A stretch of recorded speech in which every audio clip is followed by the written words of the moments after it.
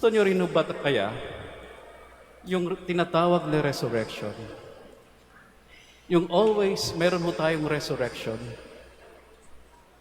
Paulit-ulit na muling pagkabuhay.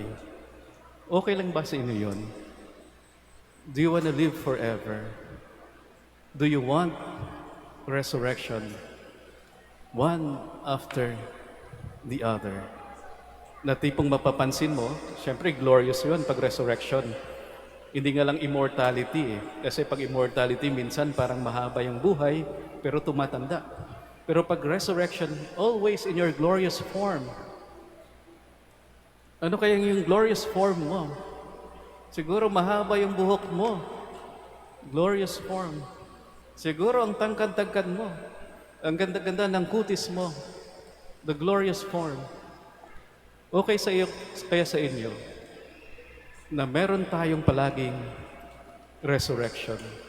Na tipong nasa loob tayo ng kabaong, bigla na lang yung dumilat yung mata mo, tumayo ka, at nakisalamuha sa mga kasama mo sa bahay, sa mga kamag-anak mo, sa mga kaibigan mo. Okay lang ba yun? In a way, parang hindi naman nakakatakot, di ba? No? Di ba hindi naman nakakatakot eh? Di ba? Okay kayang there's always resurrection. Na pag namatay tayo, bigla tayong babangon. Sino sa inyong gusto na palagi siyang merong resurrection? Ayaw rin ano? In flesh. Ayaw. Bakit ko natanong ho yun? Kasi kung itanong ho natin kaya yung ating Panginoon, ano kaya yung magiging sagot niya?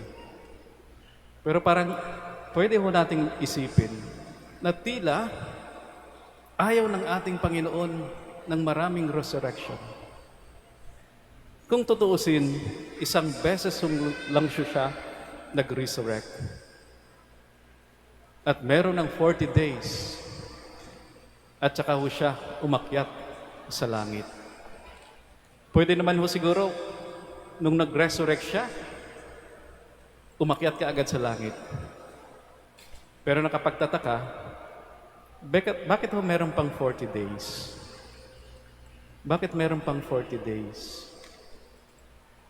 Ang ating Panginoon, isang beses lang ho nag-resurrect. Pero merong 40 days. At magandang tanong, bakit meron hong 40 days? Halubilo sa kanyang mga alagad. Nagpakita sa kanyang ina. Kaya meron tayong tradisyon na salubong. Nagpakita kay Maria Magdalena at sa isa pang Maria. Bakit kaya ganun ang ginawa ng ating Panginoon? Pwede naman siguro nag-resurrect lang. Tapos umakyat ka agad sa langit. Anyway, makikita naman dun yung kapangyarihan ng ating Panginoon na masigit pa kaysa sa kamatayan.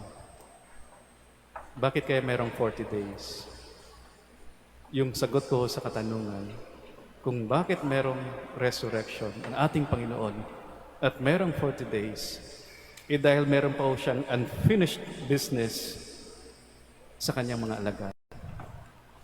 Muling nabuhay ang ating Panginoon para tipunin yung kanyang mga alagad na nung panahong yun ay nawawala, nagsibalikan sa dating buhay. Bumalik sa dati, balik sa dati, balik sa pangingisda, o di kay balik sa dating tahanan. Ibig sabihin ho, iniwan ho nila yung misyon na ipinagkatiwala ng ating Panginoon sa Kanya, na ipahayag ang kaharian ng Diyos, na ipalaganap yung Kanyang turo. Mga kapatid, taon-taon ho,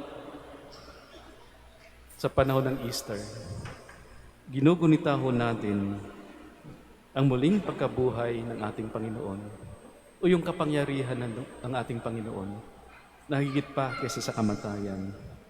Pero maliban ho sa pagpapakita ng kanyang kapangyarihan, ito rin ho ay isang paalala sa atin.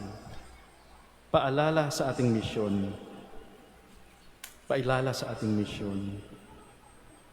na ipalaganap ang kaharian ng Diyos, na isabuhay ang kalooban ng Ama. Di ba? Kaya nga ho, yung muling pagkabuhay ay nagpapaalala ho kung sino tayo at kung ano yung mission natin. The resurrection of our Lord Jesus Christ reminds us of our identity and mission. Kaya araw na ito, muli ho nating ginugunita yung ating mission.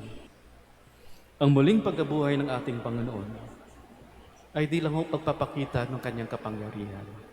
Kapangyarihan na masigit pa sa kamatayan. Ito'y paalala din ho ng ating pagkilala sa ating sarili at yung ating mission. Siguro hindi man ho tayo forever young, pero kahit papano, forever child of God, forever doing a mission to proclaim His power and goodness wherever we are, whenever we are, and perhaps most especially in this church.